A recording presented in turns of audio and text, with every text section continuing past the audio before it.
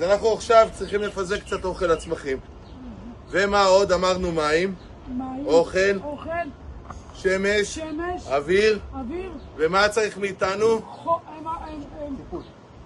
אהבה. אנחנו צריכים לתת לצמחים אהבה. מה זה אומר? מה זאת אומרת? מה זה אומר? הוצאתם להם את העשבים, כי העשבים שהיו פה היו שותים להם את המים, נכון? כן. אז עבדנו קשה, הוצאנו את העשבים, אז כבר לא יהיה פה משהו שישתה להם את המים ויקח להם את האוכל. זה בזכות האהבה שלכם. אמרנו, כמה ערוגות אמרנו שננקה? 2. כמה ניקיתם? 4. למה? כי עבדתם באהבה, ברצון, רציתם לעשות את זה. אתם אמרתם לי, אנחנו לא מוותרים עד שאנחנו לא מנקים את כל 4. זה האהבה שלכם לאדמה. תודה. ואתם גם עוזרים לצמחים, ואנחנו ניתן להם אוכל ומים ונגדל אותם, אבל מה האדמה תיתן לנו חזרה? אהבה. אהבה, איך היא תיתן לנו אהבה?